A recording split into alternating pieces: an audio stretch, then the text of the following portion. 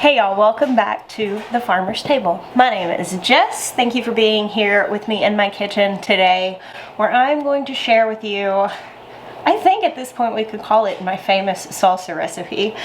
I shared this recipe years ago over on my homesteading gardening channel, Roots and Refuge, and so I've now had several years of feedback on it. It is highly acclaimed amongst many of the people who have tried it.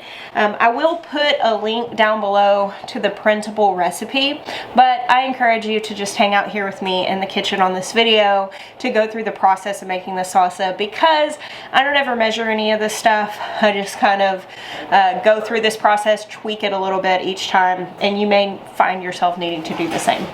So I've got a smattering of late season tomatoes here. We're almost to the end of like ample tomato season in the garden as the heat and lots of rain comes in. I made this recipe up before I ever had a big garden, when I was using store-bought tomatoes, and I took to roasting the ingredients because it allows a lot of the water in the tomatoes, the moisture, to run off, which does help concentrate the flavor. And with the roasting, it does really intensify the flavor. And since store-bought tomatoes taste like disappointment, roasting them was a way that I was able to use them and get really great flavor. So this does work with store-bought tomatoes. However, I like using my homegrown tomatoes. I do use big heirloom slicers in this, and these are kind of probably not the best tomatoes because we've just had a whole lot of rain in our area. That means they're kind of watered down because they've soaked up a lot of rain. But with roasting, this is a great way to use less than ideal tomatoes because it is going to bring out the best flavor. Now I do this with 6 pounds or so of tomatoes, maybe a little more. I've got some baking sheets right here. These are stoneware baking sheets, and I do 2 baking sheets at a time, so that's what fits in my oven. So for me, a batch of this salsa is it's just 2 sheets of stuff. This is not an approved canning recipe. I'll just go ahead and put that out there. I do can it, but again, I'm willing to do recipes that are not necessarily approved. Now, I will later mention, like, sometimes putting honey in this recipe. I typically don't do that if I'm going to can it. You're not supposed to can honey. But if you are uncomfortable with canning not approved recipes, that's completely fine and understandable. It freezes really well. You can get like the harder kind of plastic containers, food storage containers, and I've also frozen this and it comes back really great. Usually though, whenever I make one big batch of it, as long as I'm not keeping a ton of it going, my family gets through it pretty well. So I'm just taking these tomatoes and cutting the middle part, and if there's any hard core you can cut that out, and I'm going to lay them out on this baking sheet, as well as I'm going to cut 2 onions. Oh, and I've got jalapenos in the apron. I just came in from the garden. I usually use jalapenos or serrano peppers for this recipe. If you like a spicier salsa, go at it. This is great with Sugar Rush peach peppers. This is great throwing in a couple of habaneros. It really just depends on the level of heat that you can handle. Whenever I'm making something for the majority of my family though, I typically go a little on the milder side because some of my kids do not love spicy stuff. Some of these tomatoes have bad spots just because we've had so much rain, and I'm just cutting it away. I like to do bigger chunks to put on the roasting pan just because some of these I'm going to pull the skins off of when they come out. You don't have to, but if they're bigger pieces, and skins come off easier. Anyway, I'm going to fill these up and I'll catch back up with you guys on the other end.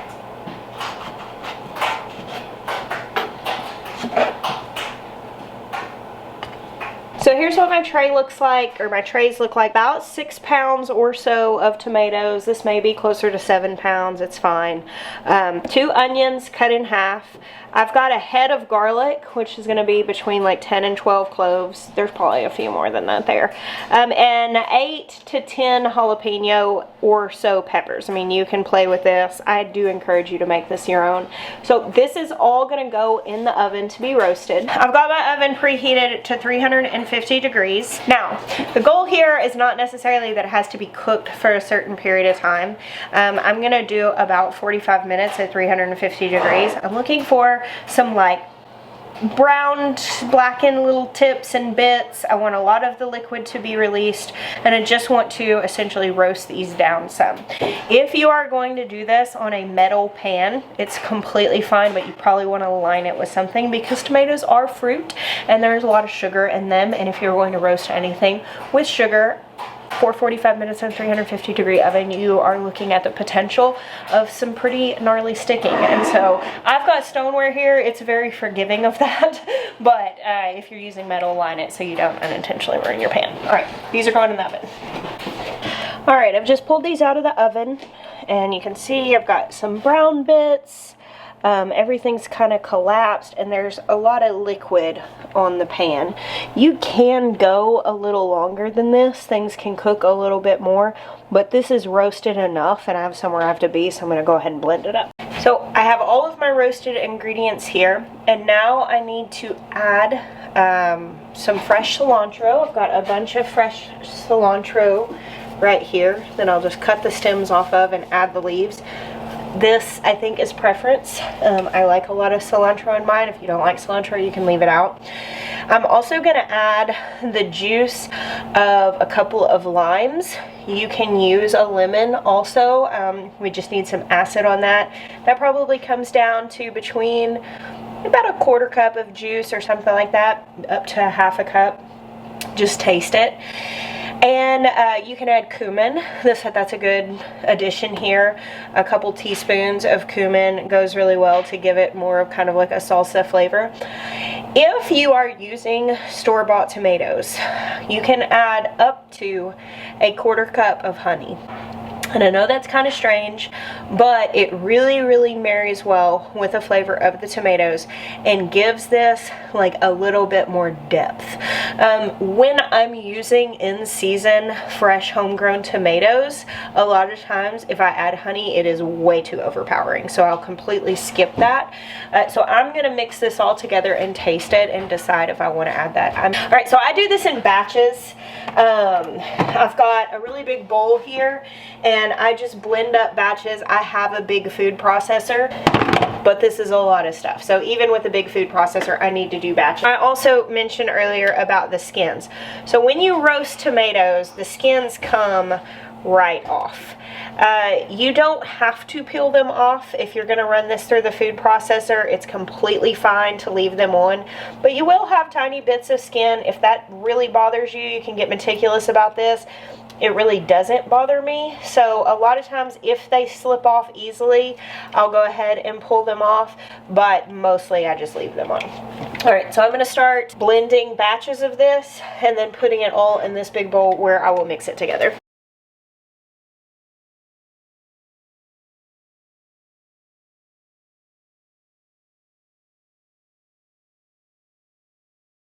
So after blending all of my ingredients, this is what's still left on the tray.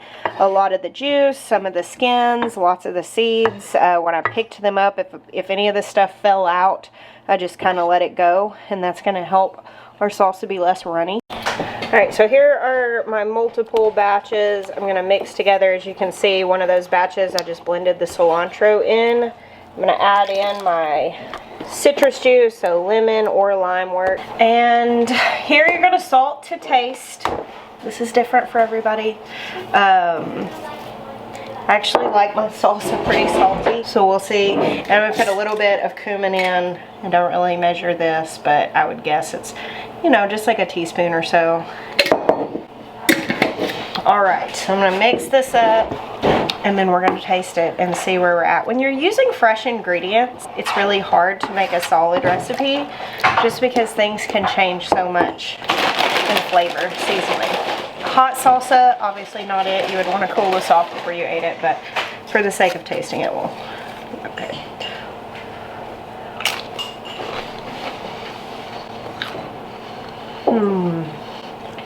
You want to try it?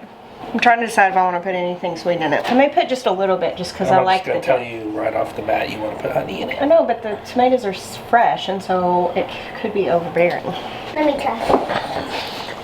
I mean, it's very hot. It's not really time to snack on it. You know what make this a little bit better? Alright. Hey, get ready for training, okay? Alright.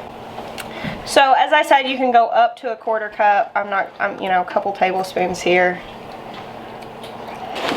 It really does add a nice depth. I feel like it sets off the tomato flavor.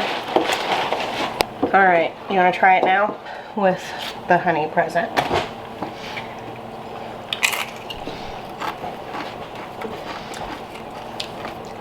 It really is better. I don't know what it is, and I'm sure somebody can explain the science behind this, but putting that little bit of honey in this salsa, it changes the way the acid tastes, it changes the way the heat tastes. It like really, that sweet really sets it off. So anyway, that's it. My roasted tomato salsa, try it out, tweak it, tell me what you think, tell me what you tweaked. Hope you love it. It's good. God bless you guys. Until next time.